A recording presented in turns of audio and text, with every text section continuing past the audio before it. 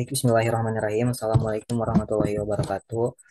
Eh, Segala puji bagi Allah yang telah mencurah limpahkan nikmat dan karunia-Nya sehingga kita dapat kembali bisa berkumpul di kesempatan kali ini. Dan di sini saya sebagai moderator kelompok 9 yang akan memaparkan hasil diskusi kami tentang asesmen perkembangan sosial emosional anak dan implikasi pengendalian diri atau self control dalam pembelajaran. Yang terhormat kepada dosen pengampu mata kuliah perkembangan sosial emosional anak, Ibu Fadila Ayuningsih MPD, dan teman-teman sekalian. Baik, saya di sini juga tidak sendiri. Saya di sini bersama Anissa Dwi Larasati. Yang langsung saja, tidak berlama-lama, langsung ke pematerian pertama, yaitu tentang pengertian asesmen anak usia dini yang akan dijelaskan oleh saya sendiri.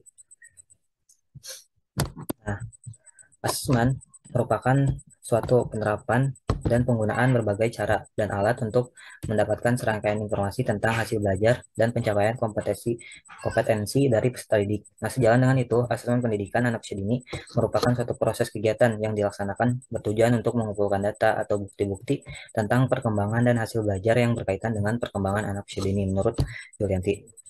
Nah, asesmen juga sebagai penyedia informasi untuk perbaikan mutu berkelanjutan dan berkaitan dengan setiap komponen pendidikan.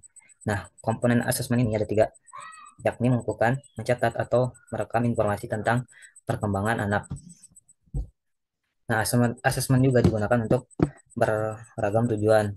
Itu ada untuk mengetahui berbagai aspek perkembangan secara individual dan untuk mendiagnosa adanya hambatan perkembangan maupun identifikasi penyebab masalah belajar anak, dan juga memberikan tempat dan program yang tepat untuk anak, juga untuk membuat perencanaan program, mengidentifikasi dan memperbaiki masalah perkembangan anak, juga untuk kajian penelitian. Lanjut, asesmen perkembangan sosial emosional anak usia dini. Nah, di sini asesmen perkembangan sosial emosional anak usia dini itu untuk anak usia dini sangatlah berbeda karakteristiknya dengan asesmen untuk anak berusia di atasnya. Nah, strategi asesmen untuk anak usia dini harus sesuai dengan tingkat perkembangannya. Nah, perkembangan anak usia dini bersifat cepat sehingga dibutuhkan suatu asesmen untuk melihat apakah anak berkembang secara wajar ataukah tidak. Nah, ini menunjukkan bahwa sejak masa konsepsi sampai meninggal dunia, individu pernah tidak pernah statis, melainkan senantiasa mengalami perubahan-perubahan yang bersifat progresif dan berkesinambungan. Nah, juga dalam melakukan asesmen perlu adanya perencanaan. Adapun perencanaan dalam asesmen itu yaitu yang pertama ada menetapkan tujuan yang spesifik yang bersifat reliable dan valid. Yang kedua ada mempersiapkan berbagai sumber atau informasi yang beragam. Terus yang ketiga ada melibatkan keluarga dalam mendapatkan informasi anak. Nah, ini juga sangat penting. Terus yang keempat ada fair dan sesuai dengan kebutuhan anak. Terus yang terakhir ada merencanakan asesmen yang otentik. Terus asesmen juga bisa terbagi menjadi dua. Yang pertama ada asesmen formatif. Nah, asesmen formatif itu apa? Asesmen formatif dilakukan secara berkelanjutan selama proses pembelajaran. Dengan tujuannya adalah untuk memantau kemajuan anak dan memberikan umpan balik yang konstruktif kepada guru dan anak. Nah, dengan asesmen ini, guru dapat mengamati aktivitas interaksi sosial dan pencapaian keterampilan anak, serta menyesuaikan strategi pembelajaran secara real time untuk memperbaiki kelemahan dan memperkuat kekuatan anak. Nah, contoh kegiatan asesmen formatif itu yang pertama ada observasi langsung terhadap anak saat bermain, yang kedua ada diskusi kelompok untuk mengevaluasi pemahaman, dan yang ketiga ada pemahaman kegiatan permainan yang dirancang untuk menilai keterampilan sosial dan motorik. Nah, itu asesmen yang pertama, terus asesmen formatif, terus ada jenis asesmen sumantif. Nah, asesmen sumantif ini dilakukan di akhir periode pembelajaran untuk menilai pencapaian keseluruhan anak. dengan tujuannya adalah untuk memberikan gambaran menyeluruh tentang sejauh mana anak telah memahami materi yang diajarkan. Nah, hasil dari asesmen ini sering digunakan untuk menentukan nilai akhir atau kelulusan siswa. Nah, contoh kegiatan asesmen sumantif itu yang pertama ada portofolio karya anak yang mencatat perkembangannya selama semester gitu. Terus ada ujian ujian akhir untuk tes lisan untuk pemahaman pemahaman konsep. Terus yang terakhir ada laporan perkembangan harian yang disusun oleh guru untuk menggambarkan kemajuan anaknya.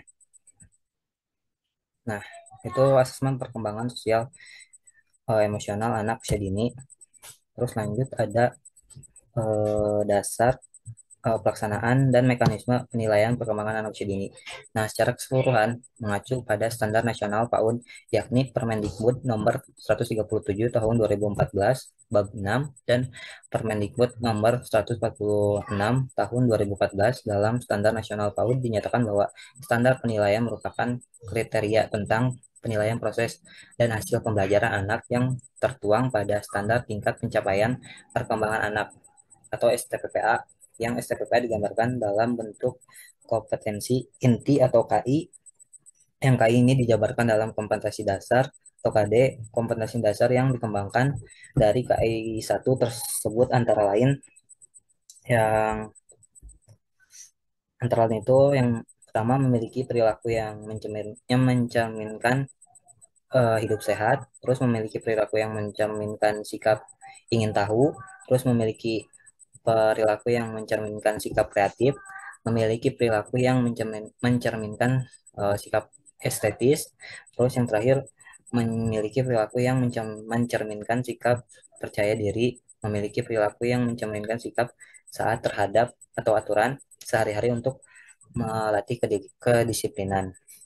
Nah, di sini juga ada pencapaian pada perkembangan sosial emosional anak usia dini pada tingkat perkembangan sosial pada interpersonalnya. Terus ada interpersonalnya itu ada yang pertama mampu bermain bersama teman, ma- mau bergantian dan antri, terus mengikuti perintah dan petunjuk guru, dan mampu berteman, berkomunikasi dan membantu teman. Terus perkembangan sosial pada personal anaknya mau merespon dan menjawab pertanyaan guru, mampu mengekspresikan diri di kelas, percaya diri untuk bertanya, mengemukakan ide dan tampil mandiri saat makan, bermain dan memakai pakaian. Terus ada mau ditinggal atau tidak ditunggu orang tua selama di sekolah. Terus ada aspek perkembangan emosionalnya. Yang pertama ada menunjukkan rasa sayang pada teman, orang tua, guru. Terus menunjukkan rasa simpati, empati, dan menolong teman. Terus yang terakhir ada mengontrol emosi dan agresi, tidak melukai atau menyakiti teman. Nah, terus di sini lanjut ada proses asesmen perkembangan sosial emosional anak. Nah, asesmen perkembangan sosial emosional anak adalah proses sistematis yang melibatkan beberapa langkah. Pentingnya untuk mengevaluasi dan memahami kemampuan anak dalam mengelola emosi dan berinteraksi dengan orang lain. Nah, berikut ini juga adalah penjelasannya. Di sini ada prosesnya itu ada 7. Yang pertama ada pengumpulan informasi yang bertujuan untuk mengumpulkan informasi yang dilakukan melalui berbagai metode seperti observasi, wawancara, dan pengumpulan dan penggunaan instrumen penilaian secara checklist itu. Nah, informasi ini juga mencakup perilaku anak dalam situasi sosial, interaksi dengan teman sebaya, serta respon emosional mereka terhadap berbagai situasi, misalnya pengamatan terhadap kemampuan anak dalam berbagai mainan atau menunggu giliran saat bermain dapat memberikan wawasan tentang perkembangan sosialnya. Terus ada yang kedua, yaitu analisis data. Nah, setelah informasi terkumpul, terus langkah selanjutnya adalah menganalisis data tersebut.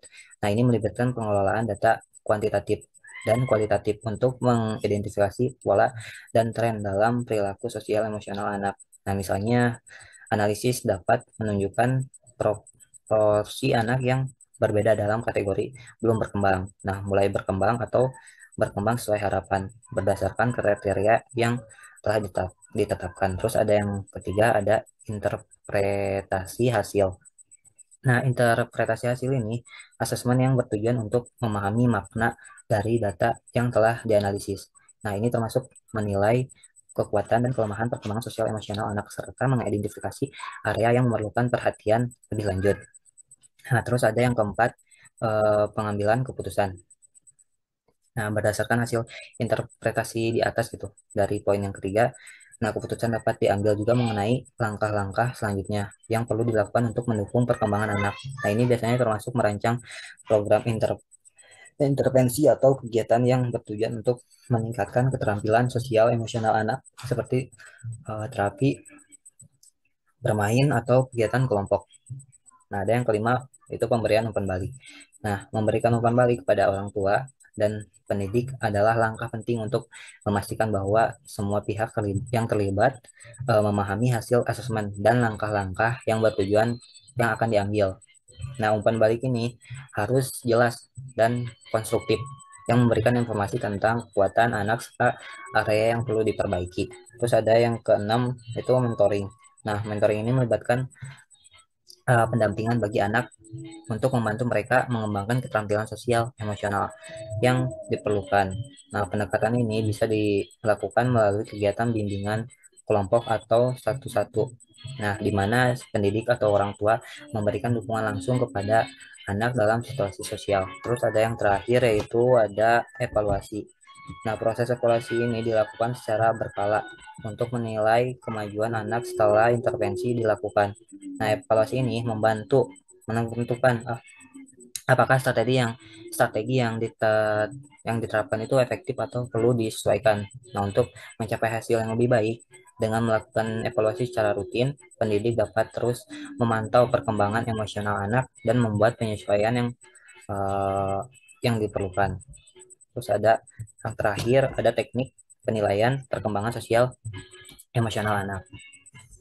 Nah, di sini tuh berkaitan dengan waktu pelaksanaan asesmen yang penilaian pada perkembangan sosial emosional anak dilakukan melalui beberapa tahapan. Nah, di sini kita akan mengamati dari proses hari-hari anak yang melakukan kegiatan. Nah, penilaian harian dilaksanakan setiap hari, mulai dari anak-anak, mulai dari anak sampai sekolahnya, sampai mereka pulang sekolah gitu. Nah, teknik penilaian yang bisa digunakan juga ada 3 poin, terus 3 poin. Nah, di sini ada melalui observasi. Nah, observasi juga merupakan pengamatan yang dilakukan secara langsung dan alamiah untuk mendapatkan data dan informasi tentang perkembangan anak dalam berbagai situasi dan kegiatan yang dilakukan. Nah, agar observasi lebih terarah, guru dapat menggunakan instrumen observasi baik yang dikembangkan oleh guru sendiri gitu, maupun menggunakan instrumen yang sudah tersedia. Nah, dengan tetap mengacu pada indikator pencapaian perkembangan anak. Terus ada yang kedua, yaitu dengan percakapan. Nah, percakapan yang digunakan untuk mendapatkan informasi tentang pengetahuan atau penalaran anak mengenai mengenai suatu hal. Nah, percakapan pada teknik penilaian percakapan ini, guru dapat bertanya kegiatan anak di rumah dan memberikan pujian ketika anak dapat melakukan hal-hal yang baik. Terus ada yang terakhir, itu unjuk kerja. Nah, unjuk kerja ini merupakan penilaian yang menuntut peserta didik untuk melakukan tugas dan perbuatan yang dapat diamati, misalnya praktek menyanyi, olahraga, menari, dan bentuk praktek lainnya. Mungkin sekian dari pemaparan materi saya. Eh, Sekarang lanjut saja ke pemaparan materi kedua yang akan dijelaskan oleh Anissa Dewi Larasati. Kepada Anissa Dewi Larasati dipersilahkan. Oke, baik. Terima kasih pada Samsul. Di sini saya akan menjelaskan tentang judul implikasi pengendalian diri atau self-control dalam pembelajaran. Nah, di sini saya mau menjelaskan terlebih dahulu pengertian self-control. Self-control itu adalah pengendalian diri atau ide dalam dirinya gitu, dengan berbagai cara, baik pada saat tidak ada tekanan maupun pada saat terjadi tekanan-tekanan yang ada dalam situasi yang dihadapinya gitu. Nah, pengendalian diri atau self-control ini tuh merupakan kemampuan seseorang dalam mengatur pikiran, emosional, dan perilaku yang sesuai dengan tujuan yang diinginkan atau dicapainya gitu. Terutama dalam situasi yang menentang, kayak seperti dalam konteks pembelajaran. Makanya pentingnya self control dalam pembelajaran itu bahwa di sini ada beberapa peneliti yang menunjukkan bahwa anak dengan tingkat self control yang tinggi itu dia lebih cenderung pertama memiliki prestasi akademik yang lebih baik. Kenapa? Karena mereka tuh rajin, karena mereka tuh pasti lebih rajin mengerjakan tugas dengan baik, terus juga rajin belajar dan pasti mendapatkan nilai yang tinggi gitu. Lalu yang keduanya lebih beradaptasi dengan lingkungan belajar. Kayak mereka tuh lebih mudah berinteraksi dengan guru dan teman sebaya dan serta lebih mampu mengatasi perubahan lingkungan belajar. Lalu yang ketiganya itu memiliki motivasi belajar yang tinggi. Pasti mereka tuh lebih terdorong dan uh, pasti memiliki keyakinan yang besar gitu untuk mencapai suatu tujuan yang suatu tujuan yang dicapainya lah. Nah, next, di sini ada aspek-aspek dalam pengendalian diri atau self control ya. Menurut Avirel dalam tulisan Kira Pratama Amsari dan Dr. Dinidiah Nurhadianti mengatakan bahwa aspek-aspek self control itu dibagi jadi tiga kategori, yaitu yang pertama ada kontrol perilaku dan kontrol eh, perilaku, pikiran, dan kontrol keputusan. Nah, untuk kontrol perilaku, dia tuh terjadi secara langsung yang mempengaruhi suatu keadaan yang tidak menyenangkan gitu. Nah, dalam hal ini, kemampuan mengontrol diri, kemampuan mengontrol itu dibagi jadi dua kategori, yaitu ada mengatur pelaksanaan dan mengatur stimulasi. Lalu yang keduanya itu ada kontrol pikiran. Nah, kontrol pikiran itu kayak semacam kayak ketika seseorang mendapatkan mendapatkan informasi tentang keadaan yang tidak menyenangkan gitu ya atau tidak sesuai. Nah, ia itu pasti dapat mengantisipasi keadaan dengan berbagai pertimbangan dan pasti juga melakukan penilaian nih baik buruknya bagaimana gitu. Lalu yang ketiganya itu ada kontrol keputusan. Nah, pada fase ini seseorang memiliki hasil suatu tindakan yang awalnya sudah diyakini dan disetujui di sebelumnya gitu. Nah, kontrol diri ini tuh menentukan pilihan yang baik dengan adanya kebebasan untuk memilih berbagai kemungkinan tindakan seperti itu. Next, yaitu ada faktor-faktor pengaruh self control. Nah, menurut Gufron dan Risnawati 2012 mengatakan faktor-faktor yang dapat mempengaruhi pengendalian diri itu terbagi menjadi dua, yaitu ada faktor internal dan faktor eksternal. Nah, faktor internal yang ikut adil terhadap pengendalian diri yaitu usia. Kenapa? Karena cara orang tua mengatasi kedisiplinan, cara gaya berkomunikasi, cara orang tua mengekspresikan keamarahan, kayak apakah penuh dengan emosi atau menahan diri. Nah, ini tuh merupakan anak belajar tentang pengendalian diri. Karena seiring bertambahnya usia, maka bertambah juga komunitas yang mempengaruhinya dan banyak lagi pengalaman yang alaminya gitu. Nah, lalu untuk faktor eksternal ini tuh adalah faktor dari lingkungan dan keluarga. Nah, faktor lingkungan atau keluarga ini tuh merupakan faktor dari pengendalian diri di mana orang tua menetapkan kemampuan mengontrol diri seseorang. Kayak salah satunya itu adalah kedisiplinan. Karena sikap kedisiplinan ini tuh dapat menentukan kepribadian seseorang yang lebih baik, sehingga seseorang tuh dapat mempertanggungjawabkan dengan baik ketika segala tindakannya itu dilakukan itu. Nah, orang yang memiliki pengendalian diri yang tinggi itu dapat bersosialisasi dengan baik dan pastinya dapat mengantisipasi stimulus dari luar gitu. Oke, lanjut, yaitu ada strategi. Di sini ada strategi meningkatkan self control dalam pembelajaran. Nah, strategi pengendalian diri itu dapat membantu siswa meningkatkan kemampuan belajar mereka secara signifikan. Nah, di sini ada uh, beberapa strategi yang efektif untuk meningkatkan pembelajaran melalui kontrol diri atau self control ya. Yang pertama itu ada membuat rencana dan jadwal. Nah, untuk membuat rencana studi yang terstruktur tuh dan apa membuat rencana studi yang struktur itu penting gitu dalam meningkatkan pengendalian diri. Karena dengan memiliki jadwal yang jelas, pasti si anak itu dapat mengatur waktu mereka teh dengan lebih baik dan efisien gitu. Dan si anak tuh bisa menghindari prokratin, prokrastinasi. Nah, karena menurut Profesor Dian Pratiwi menjelaskan bahwa membuat jadwal belajar itu jadwal yang terorganisasi itu membuat anak mengatur waktu mereka lebih baik gitu dan pasti mengurangi rasa stres juga dan meningkatkan produktivitas dalam belajar. Nah, lalu yang keduanya itu melatih diri dalam mengatasi godaan. Pasti anak itu dapat melatih diri dalam menghadapi godaan itu kayak seperti mengurangi waktu luang untuk bermain game atau bersosialisasi secara berlebihan dan mengalihkan kegiatan yang lebih produktif dan bermanfaat. Tuh.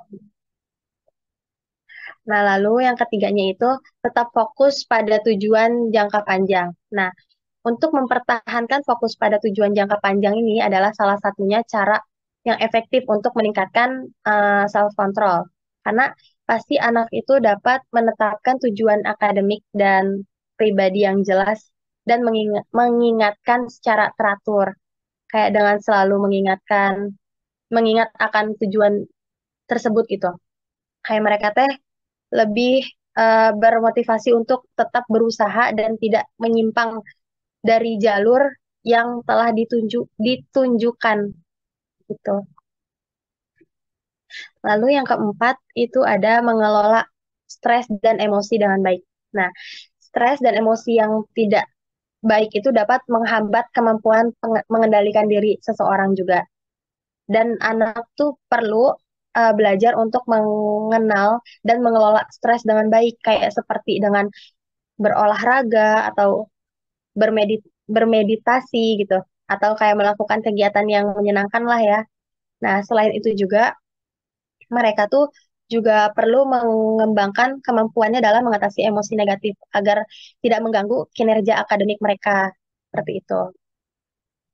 Lalu yang terakhirnya itu berkolaborasi dengan teman sebaya atau guru dan guru gitu ya. Nah, berkolaborasi dengan teman sebaya dan guru itu dapat menjadi dukungan juga yang berharga dalam meningkatkan kontrol diri atau self control.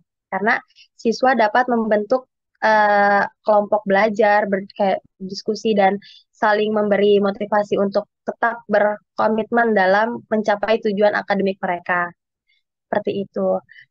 Uh, Profesor Budi Pramon menekankan bahwa berkolaborasi dengan teman sebaya dan guru itu memperluas pemahaman dan juga dukungan sosial bagi siswa gitu dan menciptakan lingkungan belajar yang mendukung dan memberdayakan dorongan bagi pengembangan kontrol diri mereka seperti itu.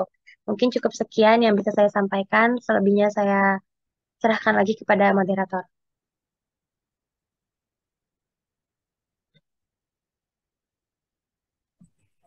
Baik, terima kasih kepada Anissa Dwi Larasati yang telah menjelaskan materinya. Di sini eh, kami kelompok 9 telah menyelesaikan hasil diskusi kami yang sekarang langsung ke eh, kesimpulannya. Untuk kesimpulannya, yang pertama tentang asesmen. Nah, asesmen perkembangan anak usia dini sangat penting untuk memahami kemajuan mereka dalam berbagai aspek, terutama dalam kemampuan berbahasa, dukungan dari guru dan orang tua, serta penerapan metode pembelajaran yang tepat dapat meningkatkan keterampilan komunikasi anak yang merupakan fondasi penting bagi perkembangan sosial dan emosional mereka. Nah, terus yang kedua ada pengendalian diri merupakan keterampilan penting dalam pembelajaran yang mempengaruhi keberhasilan akademik anak dengan memahami konsep pengendalian diri dan penerapan strategi-strategi yang tepat. Nah, anak dapat meningkatkan kemampuan mereka untuk fokus pada tujuan belajar dan mencapai hasil yang optimal. Eh, Mungkin sekian dari pemaparan kelompok kami. Mohon maaf bila banyak ada kesalahan kata atau materi yang kurang teman-teman pahami karena kami di sini masih di dalam tahap pembelajaran. Mungkin sekian dari kami. Wassalamualaikum warahmatullahi wabarakatuh.